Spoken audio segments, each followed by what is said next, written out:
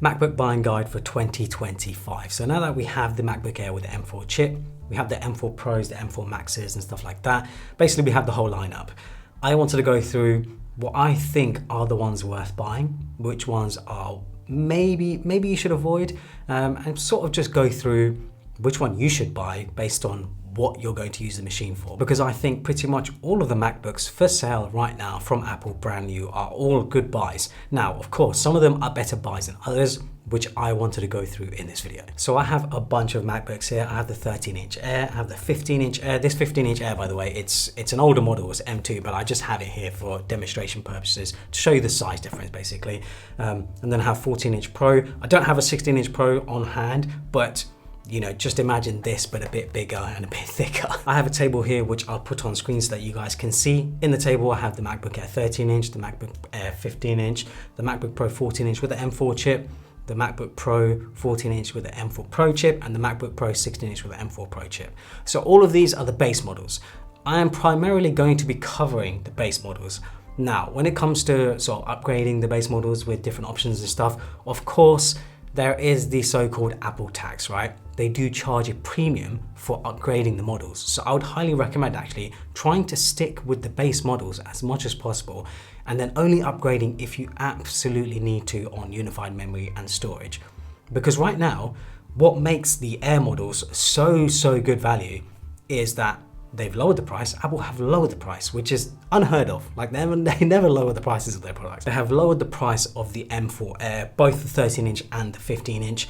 You can now save $100 on them, so it starts at $1,000.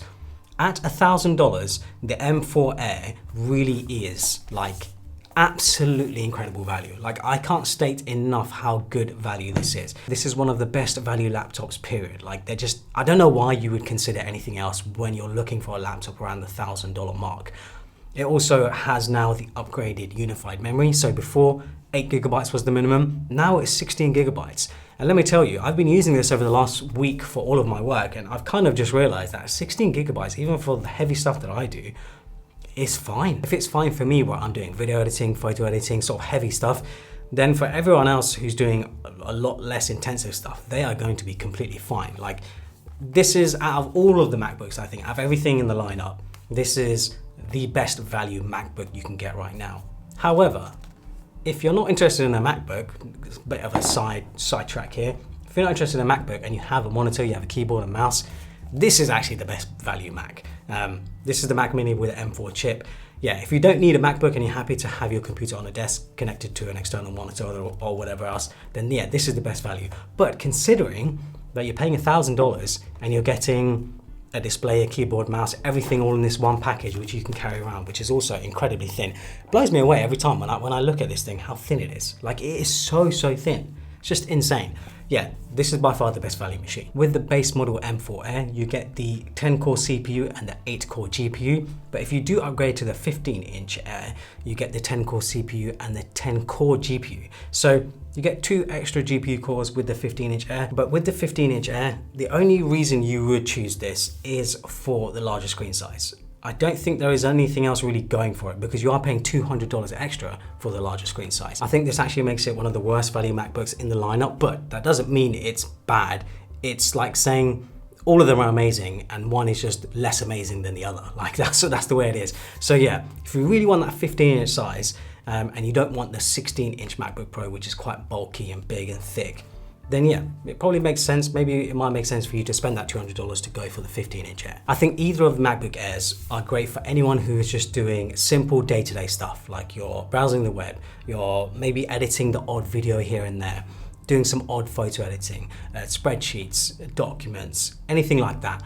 This is going to be completely fine for you. Because I've been using it for the past week, it has made me realize how this pretty much covers 80 to 90% of what I need it to do. I'm only paying the extra with the sort of M4 Pro, M4 Max, the 14-inch MacBook Pro, just so that the sort of 10-20% frustration that I get from this is handled by these machines. That's really it. The other limiting factor with these is that you do only have 2 Thunderbolt ports. They are Thunderbolt 4, which is good. You have 2 Thunderbolt ports, and obviously you have the MagSafe charging, which is nice. So, you know, you can still have the 2 ports free when you are charging the device. There is, of course, a headphone jack.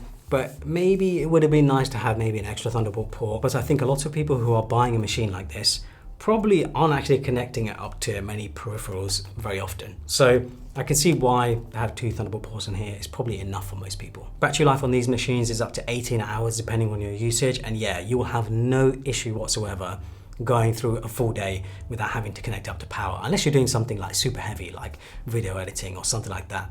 Most people are going to be able to go a full day without having to connect to power, and that's the experience that I've been having with these 2 machines. If you do feel like you need to upgrade the storage on either of the Airs, I would think very, very carefully. I would think very hard about how often and how much storage do you actually need, and is it worth instead buying an external SSD, an external drive?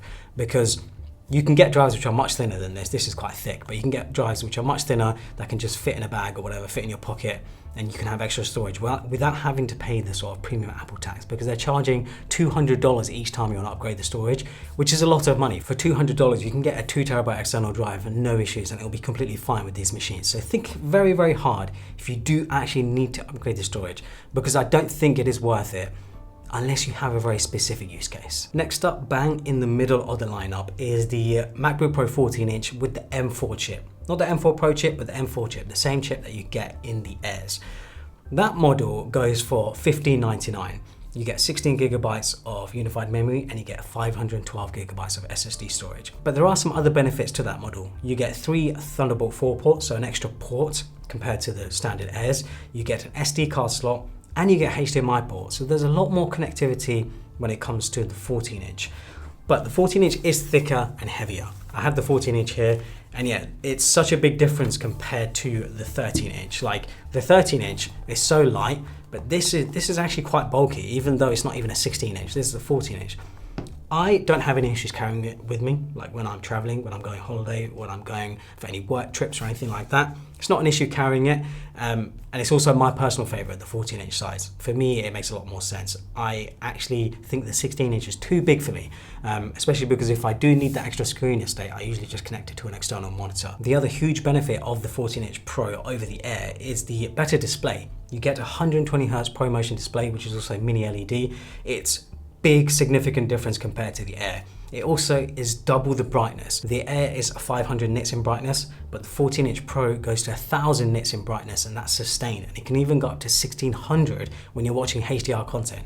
So if you plan to use your laptop outside and maybe in brightly lit rooms like cafes or whatever else, yeah, that can actually make a big difference, just being able to see what you're working on. The battery life as well is 6 hours more compared to the Airs. Naturally, because it's a thicker machine, they can fit a thicker battery in it. So if you are someone who wants better battery life, who wants a better screen, who wants the ports and stuff like that, but you're happy with the performance of an M4 chip, this is I think actually pretty worth the upgrade. I think $1599 that it goes for, I think that is actually a good price for it. In the past, I wouldn't have recommended the laptop in the middle of the lineup, but right now, if you don't want to spend $2,000 going up to the M4 Pro machines, yeah, like $1,600, I think this is a really good value. You're getting a lot more sort of pro features compared to the standard Air. And then the 14-inch Pro with the M4 Pro chip, it goes for $2,000, so you are spending $400 more compared to the one below it, which just has the M4 chip. But you do get the M4 Pro chip, and as the name suggests, you know, that's a pro chip, pro level chip. You also get 24 gigabytes of unified memory. So 16 gigabytes, 16 gigabytes, 16 gigabytes, but 24 gigabytes when you go up to this model. So for the $400 extra, you're essentially getting the same design, the same chassis, all the same ports and everything, but you're getting the M4 Pro chip and you're getting 24 gigabytes of unified memory. Again, that's actually, I think, worth the money. I think that's worth the price that it goes for. For $2,000, it's a pro level machine. People who are buying this machine are usually buying it for specific use cases which are probably tied to their job or tied to them making money in some way or another. So it really is incredible value, I think. I think if you're someone who does sort of any video editing, AI work, photo editing or anything like that, this is the best value machine. Like, this is what this machine is perfect for. I think the only reason you'd be going up to the M4 Max chips is if you're looking for very heavy stuff. But I think people who are interested in those chips already know what they need and what they want. They already have a good idea of how capable the machines are. They're simply just adding incremental things that will make a difference to their workflow. The base model M4 Pro chip has the 12-core CPU and their 16-core GPU, so it is a big jump up from the standard M4, which has a 10-core CPU, 10-core GPU.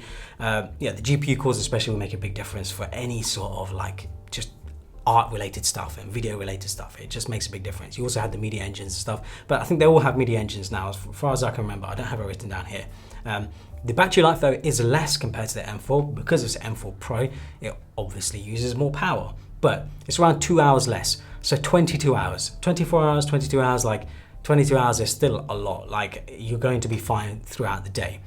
I think though, if you're someone who does heavy video editing, from my experience when I've been video editing on this, on the M4 Pro or the M4 Max, any of those chips, it lasts around 4 to 6 hours when that's all I'm doing for those hours. So that can kill battery life very, very quickly. But with these machines, you do get the upgraded power supply as well, the charger, which charges the machines quicker than it does the Air models. I think the Air models, you can choose between like 35 watt and 60 watt. But with these, I think they're like 70 and 96 and even 140 watts for the 16-inch models. So yeah, you do have the upgraded power supplies, which makes it easier to keep them topped up. This is my personal favorite. So my machine actually has the M4 Max chip. It also has upgraded unified memory and it has upgraded storage up to 4 terabytes. So I paid a big premium for that 4 terabytes, even though it starts at 512.